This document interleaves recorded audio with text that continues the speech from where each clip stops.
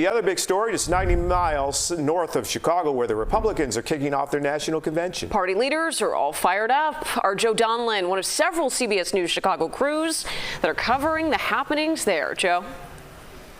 And lots of happenings this afternoon, Jim and Marie. Let's take a look behind me where we are on break right now. Still some of the delegates hanging around, but one of the more memorable moments this afternoon, I would have to say, started right shortly after this afternoon session began, and that was when they'd gone through some of the formalities. A number of the delegates sort of organically broke out into the chant of fight, fight, fight, echoing, of course, what we saw after former President Trump was involved in that shooting at his rally in Pennsylvania on Saturday. The big news this afternoon, though, the selection of Ohio Senator JD Vance as Donald Trump's running mate. That was the big question coming in.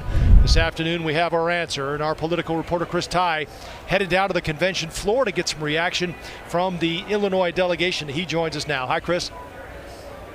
Hi, Joe. As you know well, this news went over very well in that hall, as the news of JD Vance was received very favorably by the Trump delegates. Not a surprise, given these are hand-picked individuals who are very much in favor of the Trump ticket. They like how it rounded out. The reasons why they like JD Vance varied a bit. This is some video from just before they took that break that you were talking about. JD Vance on the floor of Fiserv here in Milwaukee, shaking hands with the people who nominated Donald Trump formally today. Some say Vance's age, 39 years, brings a youthfulness to the ticket. They say his book, Hillbilly Elegy, released 8 years ago, tells the story of a hurting America that continues to hurt.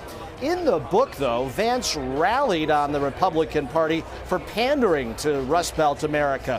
In our talks with delegates on the floor just after the news came down, what jumped out was what they said of Vance's history as a one-time sharp critic of Trump, saying back in 2016, "I'm a never Trump guy. I never liked him. You're an idiot if you voted for him." Trump fans say this pick shows the man atop their ticket, Trump, knows how to see the bigger picture.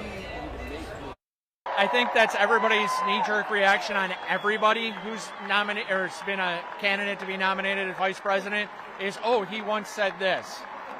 You know, I'm not worried about it at all. When you look at what JD Vance stands for, he stands for the principles that Donald J. Trump stands for. And that's what we want to see going.